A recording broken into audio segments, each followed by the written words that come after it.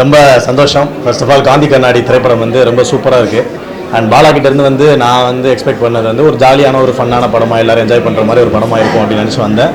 But ஆனால் இந்த படம் வந்து ஒரு பாலா வந்து ஒரு காமெடியனாக பார்த்ததை தாண்டி ஒரு ஆக்டராக ஒரு கதையின் நாயகனாக அவரை வந்து ரொம்ப சூப்பராக காட்டியிருந்தாங்க. அண்ட் ஃபஸ்ட் ஹாஃப்க்கும் செகண்ட் ஹாஃப்க்கும் டோட்டலாக வந்து வேற ஒரு கலரே இருந்தது. ஃபஸ்ட் ஹாஃப்க்கு ஒரு மாதிரி ஜாலியாக ஃபன்னாக ஒரு கதையை நோக்கி போச்சு. செகண்ட் ஹாஃப் டோட்டலாக ரொம்ப எமோஷனலாக லாஸ்ட்டாக படம் முடிஞ்சு வெளியில் வரும்போது எல்லாருமே ரொம்ப எமோட் ஆகி வந்தோம். அண்ட் எல்லா கேட்டகரி ஆஃப் ஆடியன்ஸையுமே இது வந்து சாட்டிஸ்ஃபை பண்ணும் அப்படின்னு நினைக்கிறேன்.